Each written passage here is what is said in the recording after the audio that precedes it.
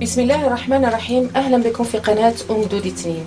وصفتنا لنهار اليوم ان شاء الله راح تكون وصفه لجبنه اللينه او جبنه الطلي. راح نعملوا ان شاء الله 1 كيلوغرام من الجبنه هذه اللي الاطفال يعشقوها، ونقدروا نستعملوها في لي ساندويتش، كما نستعملوها نقدروا ندهنوا بها البيتزا الى غير ذلك. ننطلقوا الى المقادير حبيباتي، نبداو على بركه الله. لكنتوا أول مرة تشوفوا القناة اشتركوا، فعلوا الجرس ليصلكم كل جديد مع لايك إن أمكن، وشكرا. مقادير عندنا الوصفه هذه راح نعملوها بالياغورت الطبيعي، والجبنه هذه راح نستعملوها بالياغورت الطبيعي. عندنا كيلو ياغورت طبيعي حبيباتي، يجيوكم 8 علب ياغورت طبيعي. من مستحسن يكون 2% و3% من مادة الدسم فيه، يكون شوية فيه الدسم عالي. وعندنا نصف علبة تاع 50 سنتيلتر قشدة، قشدة طرية تاع الأكل، ماشي سائلة تاع الأكل، هذه ثقيلة. وعندنا نصف ملعقة خل، وعندنا ملعقة صغيرة ملح.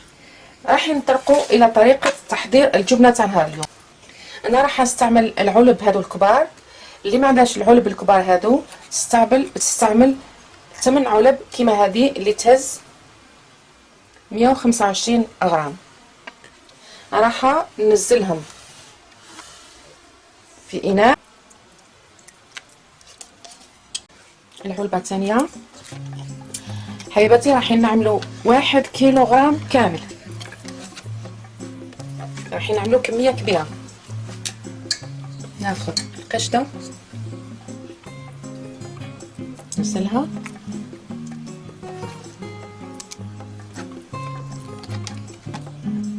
السؤال راح اكيد تقولوا لي ام دودي اسكو نقدروا نستحفظوا عليها في قداه في الثلاجه. نقدروا نستحفظوا عليها في الثلاجه مده 10 ايام. كيما تقدري ترجعي تحضري الجبنه تاعك وتحطيها في العلب هكذا، وتحطيها في المجمد ولا في علب صغيره وتخرجي كيما تحبي. هنا نخلط مليح. وصفه سهله سريعه والنتيجه مضمونه ورائعه. خل، ملح،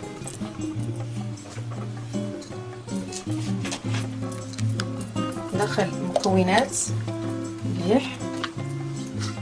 نجيبوا قطعه شاش مخصصه للجبن، وننزلوا الخليط تاعنا. لازم يقطر ليلة كاملة.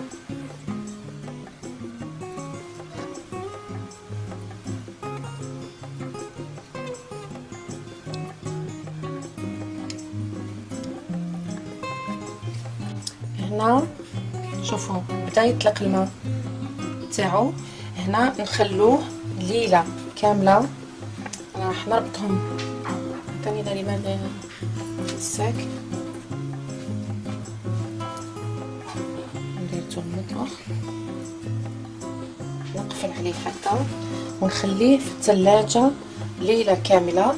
ونتلاقاو في الغد بان نعطيكم الجبنة تاعنا والكيلو اللي حضرنا تاع الجبنة الطرية ولا الجبنة الطلي لساندويتشات الأطفال. الآن حبيباتي بعد ما بات الجبن تاعنا ليلة كاملة، شوفوا السائل اللي نزل منه. أنا السائل هذا ما راحش نرميه، راح نعمل به عجينة، عجينة بيتزا، ولا نحطه في الخبز، ولا مهم ما نرموش، نستعملوه في المعجنات. الجبن تاعي راه قطر مليح. الشاش تاعنا شوفوا ما شاء الله.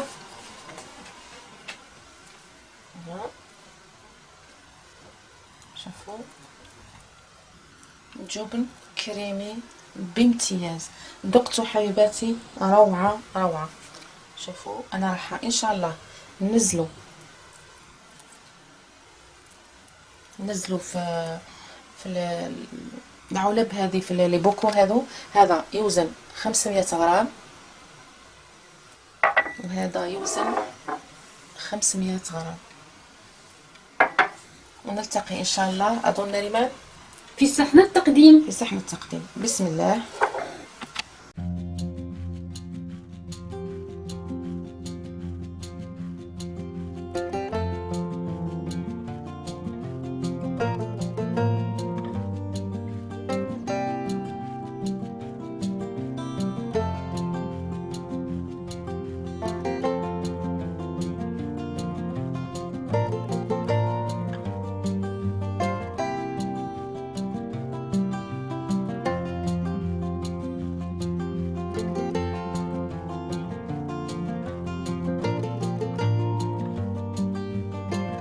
وصلنا إلى نهاية وصفتنا لنهار اليوم حبيباتي، اللي كانت جبنة الطرية اللي قلت لكم تحصلوا على كيلو. شوفوا الميزان أنا قدامكم، شفتوا الوعاء هذا 500، شوفوا حتى زايدة من 500 غرام.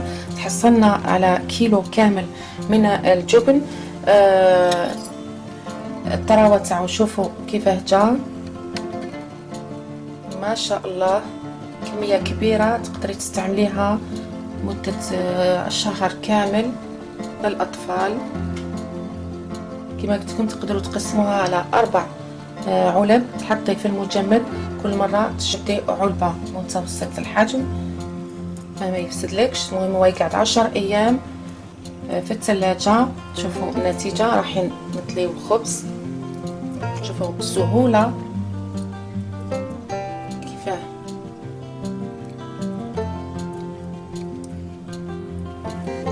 الخبز تاعنا. Et ça c'est avec du زبادي. هذا كما قلت لكم نريمان بالزبادي او بالياغورت. تقدروا، انا متعوده الجبن كيما هكذا نحط نكوش طبقه على البيتزا. الطبقه الاولى بيتزا نحط فخوماج من النوع هذا، ونحط طبقه ثانيه طماطم. وتقدري تستغني تماما على الموتزاريلا لانه يعطي طعم رائع للبيتزا او لكيش. الآن راح نعطيو نريمان دوق. بسم الله. نفس الشيء يعني نريمان راح تقول لنا الطعم تاعو. بسم الله. انا دقته روعه روعه روعه، كانك تاكلي في فيلادلفيا. ملاحظه مهمه، فيلادلفيا مهمه، تقدري ما تزيديش الملح، تخلي الخل، ما تزيديش الملح وتستعمليه للحلويات بالطريقه هذه. فوالا ولا تشيز كيك ولا كل الحلويات اللي نستعملوا فيه من الجبن. حبيباتي كميه كبيره، مقادير موجوده اظن في كل بيت. تقدري تشتري غير المكونين اللي هضرنا عليهم في الوصفه وتعملي كيلو كامل من الجبنه الطريه لجميع الاستعمالات. حبيباتي نتمنى وصفتنا لنهار اليوم تكون عجبتكم. نلتقي ان شاء الله في فيديو قادم.